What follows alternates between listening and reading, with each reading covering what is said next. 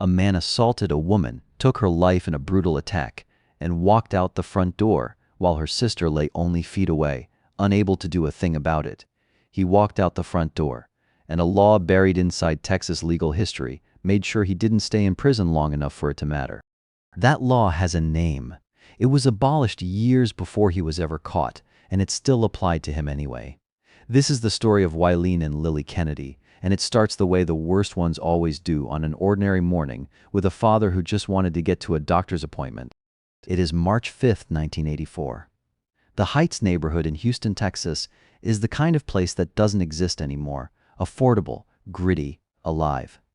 Victorian homes and craftsman bungalows sitting in various states of beautiful disrepair, chipping paint, sagging porches, cheap rent. It drew artists and musicians and punk rockers and painters, people who wanted to live on their own terms in a city that was growing faster than anyone could track. Houston in 1984 is a boomtown. Gas is under $2. Van Halen's Jump is on every radio. And on East 12th Street, in a small blue and white frame house no bigger than 400 square feet, two sisters are building a life that fits this neighborhood perfectly. Wileen Kennedy is 33 years old. She is a stained glass artist, an interior decorator. She runs a vintage clothing store in the Heights, hunting for the most unique pieces she can find, always somewhere in the middle of whatever is happening. She dances, she socializes. Her younger sister Lily is 23, quieter, more careful. Recently divorced, recently out of work, and recently scared of something she hadn't fully told anyone about yet. 2 days before this Monday morning, Lily moved in with Wileen. She needed to be somewhere safe. She chose her sister. Jack Kennedy is 63 years old. He lives around the corner, close enough to walk. His heart has been giving him trouble, and Wileen agreed to take him to a doctor's appointment this morning. She never missed a commitment, not once in her life. By Ike 30, she hasn't shown up. Jack walks around the corner to check on her. The front door is slightly open. He steps inside. Wileen is on the hallway floor, covered in blood. Lily is at Wileen's feet, both of his daughters, not moving. He runs to a neighbor's house. He can barely speak. His hands won't stop shaking. Emergency crews arrive at 9 a.m. Minutes behind them is homicide detective Bob Deloney, 9-year veteran Houston PD, a man who has worked violent crime for most of his career. He steps through the door and immediately understands that what happened in this hallway was not the same thing happening to both women. Lily is fully clothed, face down. She did not fight back. There was no time to detectives believe she was taken by surprise and lost her life first. Wileen is different. Wileen's scene shows a completely different level of violence. There are clear signs of a struggle and a severe assault. She had been bound, weapon attacked multiple times, and shot. Whoever was in this house spent time with Wileen. Not rush time, not an accidental time, deliberate, sustained, concentrated time, while her sister lay dead only inches away. Deloney has one thought standing in that hallway. Whoever did this was not a stranger who panicked. This person knew Wileen, and they were very, very angry at her specifically. The crime scene sweep begins. Bloody shoe prints and a wavy athletic tread pattern track through the kitchen, across the carpet near the bodies, and up the stairs. The contents of Lily's purse have been dumped on the kitchen floor, wallet gone. But upstairs, Wileen's several $100s in cash sits completely untouched. Her antique jewelry inventory, laid out in plain sight, was untouched. Valuable things, ignored entirely. Whoever was here was not here for the obvious things. And then the detail that changes everything. No forced entry. The front door had been locked. The back door was dead-bolted from the inside. Every window was intact. There was no broken frame, no kicked-in lock, no sign of a struggle at any point of entry into this house. Wileen or Lily opened that door. They made a choice on a Sunday night or in the early hours of a Monday morning to let someone inside. Someone whose face they recognized, someone they trusted enough or felt they had no choice but to let in.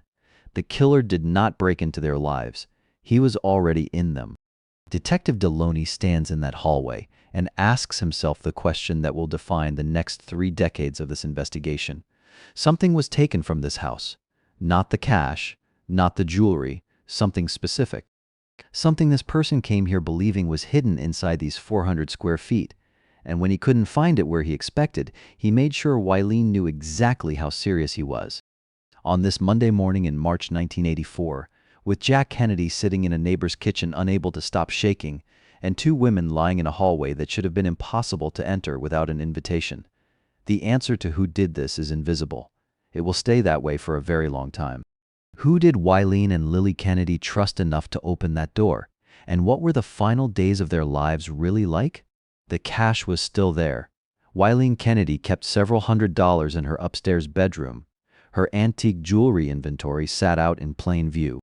The killer went through every room. Bloody shoe prints in a wavy athletic tread tracked through the kitchen, across the carpet near the bodies, all the way up the stairs, and left without touching a single valuable thing anyone could see. He was not here for money. He was here for something hidden. Just after 6 a.m. on March 5th, a neighbor on East 12th Street is getting ready to leave for work when he sees a man walking away from the direction of Wileen's house. The man is carrying a bundle wrapped in a quilt. He is moving fast, visibly out of breath. The neighbor stops him, asks what he is doing. The man says he had an argument with his girlfriend. She threw him out. This is all his stuff bundled up in a hurry. Nothing to worry about. The neighbor believes him, watches him walk away down the street and disappear. A few hours later, the murders are on the news. The neighbor understands immediately what he let go. He sits with a sketch artist and describes the man as carefully as he can remember. White, possibly light-skinned Hispanic, dark hair, 5'9" to 5'10", around 150 pounds, slim build, dark clothing. He spoke with a heavy accent. The sketch is released to the public on March 7th, 48 hours after the bodies are found. That sketch is the only physical description of the killer that investigators have, and it comes from a man who spoke to him for less than a minute while he was walking away from two bodies. But before the sketch produces a single useful lead, detectives learn something that reframes the entire crime. Approximately 2 weeks before March 5th, a neighbor named Al Marshall is woken in the early morning hours by gunfire. He gets up and looks through his window. A pickup truck is crawling past the Kennedy house with its lights off. Then it accelerates and disappears into the dark. The next morning, Eileen comes to his door. 3 shots had been fired into their home overnight, and Wileen already knows who she thinks is responsible. She tells Marshall it was an acquaintance, someone with a grudge not against her, but against Lily, and this person had been specific about his intentions. He was going to kill Wileen and their father to get back at her sister. Wileen described her own murder to her neighbor. 2 weeks before it happened, Lily knew danger was coming too. Her divorce from her ex-husband was finalized on the Friday before her death, 3 days before the murders. She had been terrified of him throughout the process. So terrified that the moment the papers were signed, she didn't go home. She moved in with Wileen 2 days before she died. Specifically so, her ex-husband would not know where she was. Their mother Rose begged her not to go. Not because Rose didn't want the sisters together, because Rose knew the house on East 12th Street had already been shot at. She begged Lily to go anywhere else. Lily chose her sister anyway. She moved in for protection. She died alongside the person she moved in with. Detectives work through every name connected to both women. Lily's ex-husband is first. He walks into the interview on crutches. He had back surgery approximately 1 month before the murders, 2 vertebrae removed. The hospital confirms every detail. He is physically incapable of what was done in that hallway. Ruled out before the conversation is over. The sketch pulls in a strong tip almost immediately. A drug dealer lives 1 block from the crime scene. Multiple people call to say the composite is a dead match for this man. Detectives go to his home and find tread prints in the mud outside that look similar to the wavy pattern from the scene. They search with his consent. In the freezer, they discover illegal substances. In the bedroom, weapon types that closely align with the evidence from the scene. He is arrested on possession charges while investigators keep digging. Then everything falls apart. He takes a polygraph and passes. The neighbor who created the sketch is brought in for a live lineup and cannot identify him. The crime lab compares the shoe tread patterns from the scene to his shoes. They do not match. He is cleared entirely. Next is Wileen's on-again, off-again ex-boyfriend. He becomes the most serious name on the board almost immediately. Eileen had told multiple family members in the days before her death that she was terrified of him. She wouldn't explain why. She said, "I can't tell you because then you'll be involved." There is a voicemail still saved on her answering machine. His voice angry, unmistakable. "You owe me money and I plan on collecting." He looks almost identical to the composite sketch, down to the way he parts his hair. He takes a polygraph, passes. The neighbor is brought in again for a lineup. He cannot identify him either. Without a physical match, without a witness identification, there is no case. He is cleared. Every name investigators have is gone. April 1984. A month after the murders, investigators finally cut open the couch cushion. It was found a block and a half from the crime scene, abandoned in a neighbor's yard, bloody on one side. Inside, hidden packages.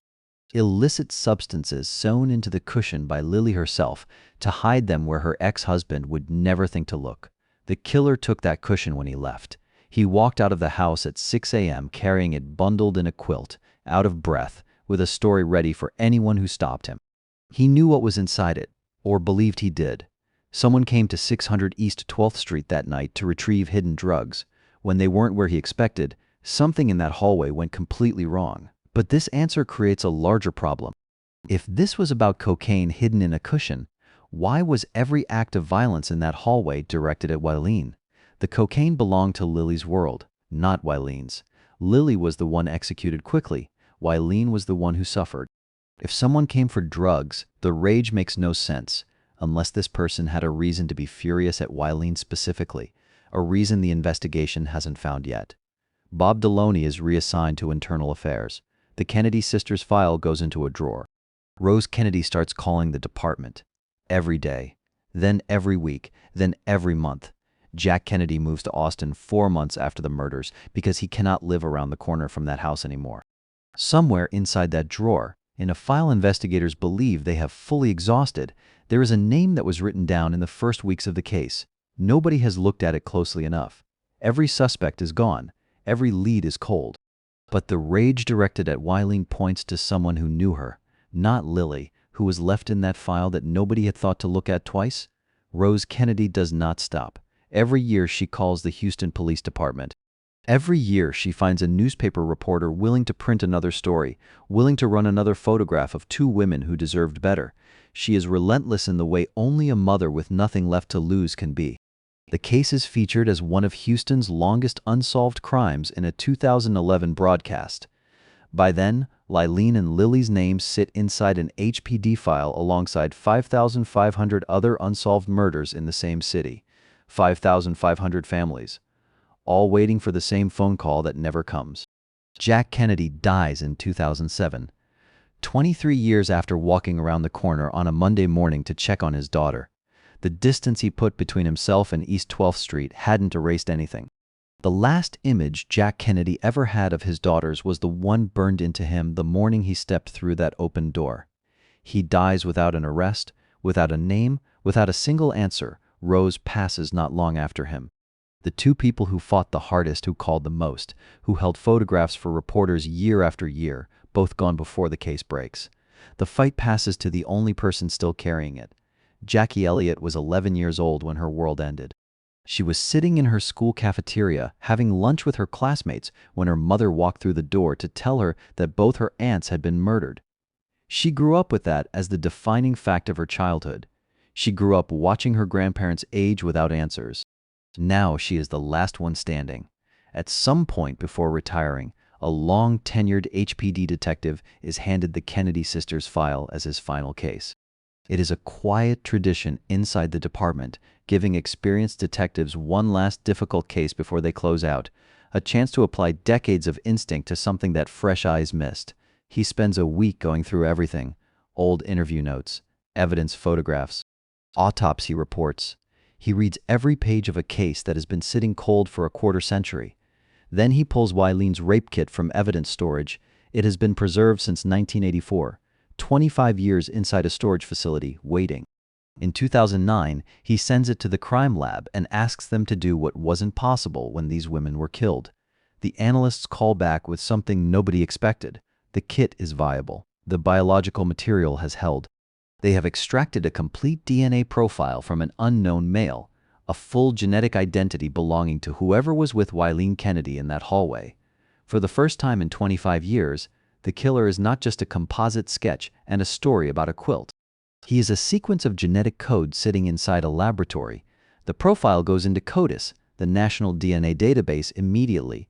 It returns nothing, no match, anywhere. The killer's DNA does not exist in the system. This is the moment that seems like a dead end, but is actually the first crack in 30 years of silence. Because the reason there is no match is specific, and it matters. Edmund Beauregard Degan had been arrested multiple times. Aggravated robbery with a deadly weapon, assault of a family member, terroristic threat, drug possession, a record that should have put his DNA in every relevant database in the country. But Texas did not require DNA collection from arrestees until years after those convictions. The law that would have caught him didn't exist yet when he was building his criminal history. A man with a violent record spanning decades was completely invisible in the national system. His DNA had never been collected, never been entered, never been searchable.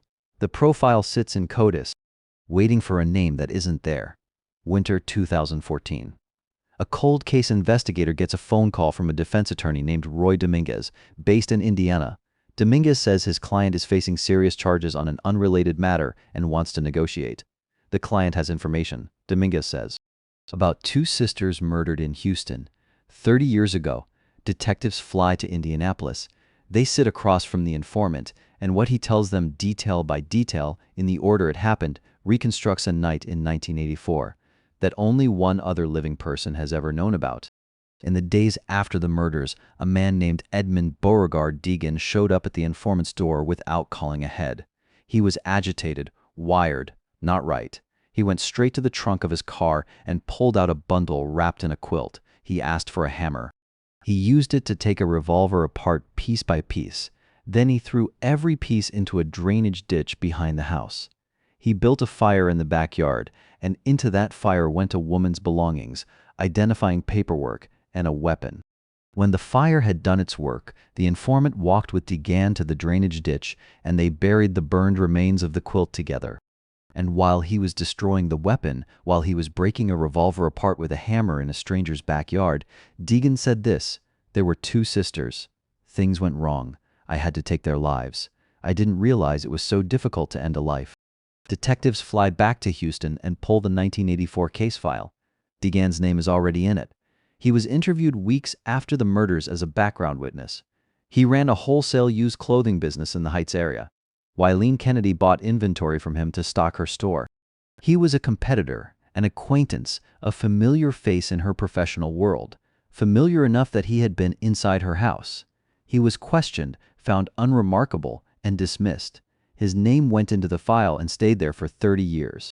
His 1984 mugshots come up on a screen next to the composite sketch the neighbor created the morning of the murders. The resemblance is immediate.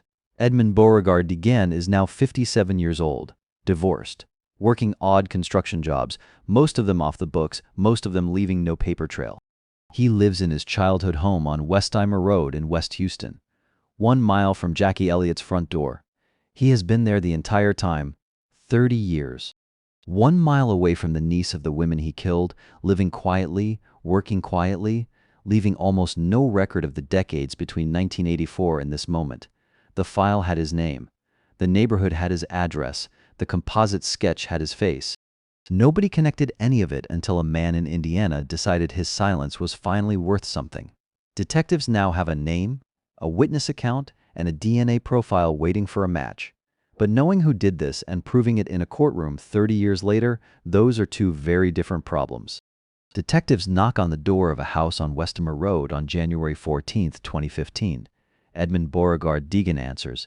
He is 57 years old, calm, unhurried.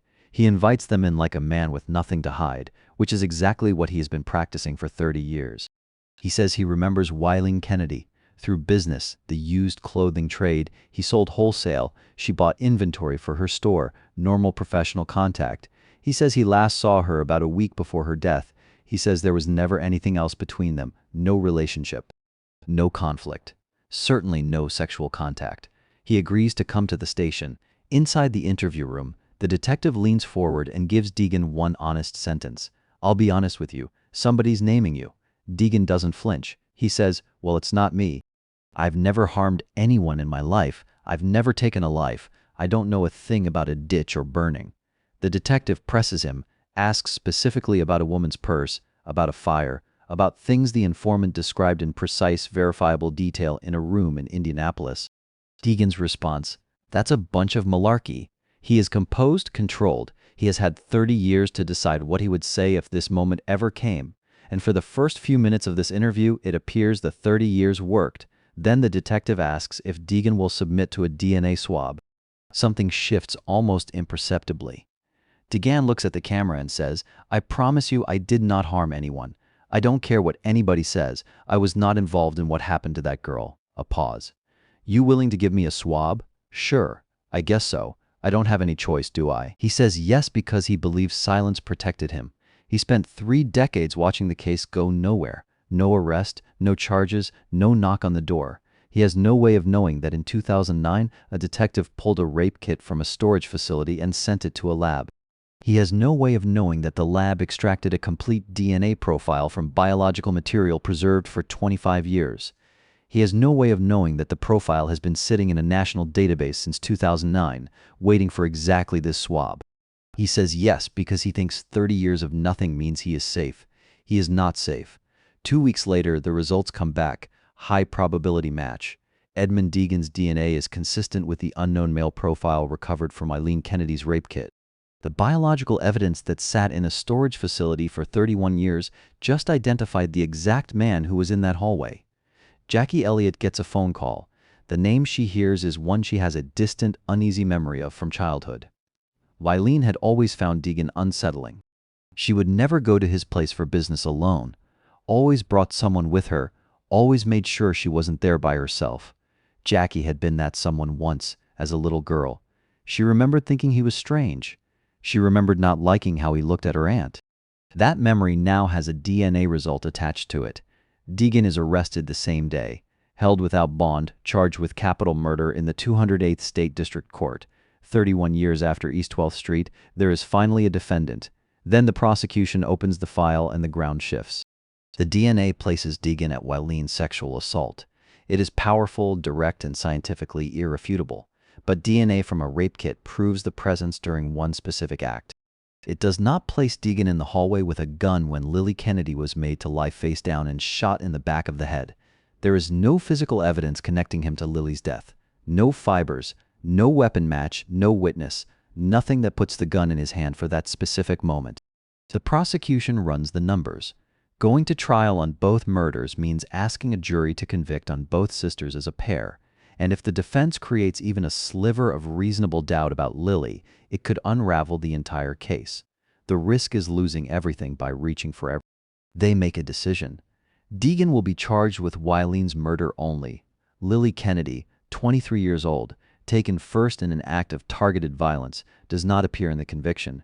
Her name is not in the charges. Her death is not part of the plea. She is, in the eyes of the legal process that was supposed to speak for her, the unnamed victim, legally invisible. 31 years after her murder, the justice system looks straight through her. February 20th, 2017, 2 years after the arrest. Deegan stands before a judge and enters a guilty plea to the murder of Eileen Kennedy. The rape charge, the very charge the DNA proved, is dropped as part of the agreement. Capital murder is reduced to murder. Lily's name does not appear anywhere in the courtroom paperwork. Jackie Elliott reads a victim impact statement. She watches Deegan stand in front of the judge. She watches him admit, out loud and on record, that he took her aunt's life. The judge hands down the sentence. 15 years. The family sits with that number. 15 years for what was done to Eileen in that hallway. 15 years for the life of Lily, who isn't even named in the agreement. It feels like almost nothing, and it is worse than it feels. Because the number the judge said out loud and the number of days Edmund Deegan will actually spend inside a prison cell are not the same number. There is a law, older than this case, abolished before this case was ever solved, untouchable by every court and every legislature that has tried to reach it, that made the real decision a long time ago. It was made in 1984, the moment he committed this crime. 15 years is already a tragedy. But buried inside Texas legal history is a clock that has been running since the night Deegan walked out of that house, and it has almost nothing to do with the number the judge just said. 5 months after sentencing, Jackie Elliott opens a letter. It is from the Texas Parole Board. Edmund Deegan, convicted February 20th, 2017, sentenced to 15 years, is already under review for release. 5 months, Andy Kahan has spent decades watching families receive letters like this one. He is the director of Victim Services for Crime Stoppers of Houston, and he has been fighting this specific battle longer than most people know this law exists. He sits across from Jackie and explains what is happening in plain terms. In 1977, Texas enacted the mandatory release law. It was created for one reason: the state's prisons were dangerously overcrowded and legislators needed a pressure valve. The law was simple and absolute.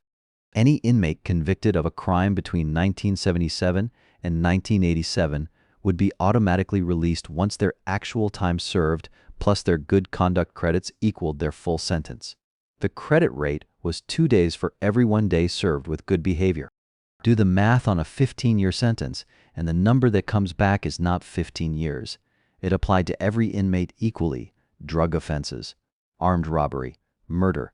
It did not ask what you did. It only asked how long you had been inside and whether you had behaved while you were there. In 1987, Texas amended the law to exclude violent offenders, but only going forward. Crimes committed after that point would not qualify. In 1995, the law was abolished entirely. And then legislators did what everyone assumed was the obvious next step. They tried to apply the fix retroactively, to reach back through the years and close the window for violent criminals who were still sitting in cells, still accumulating good conduct credits, still moving toward an automatic exit door. The United States Supreme Court said no. Changing the terms of a sentence after a conviction violates ex post facto protections, the constitutional guarantee that prevents the government from changing the rules on someone after the fact, even when those rules are catastrophically wrong. The fix that everyone agreed was necessary was the one fix the Constitution would not allow. The window stayed open, permanently. Every person who committed a crime between 1977 and 1987 retained their right to automatic release for the rest of their natural lives, including Edmund Deegan, including a man convicted of taking a life during a brutal, predatory assault while her sister lay on the same floor. There is one case that shows what might have stopped this. Coral Eugene Watts was convicted in Texas in 1982 on a deal involving 13 confessed offenses.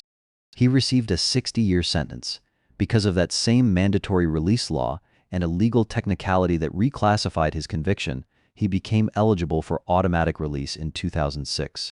A suspected high-profile offender, linked to over 40 cases across multiple states, was weeks away from walking out of a Texas prison because he had maintained good behavior.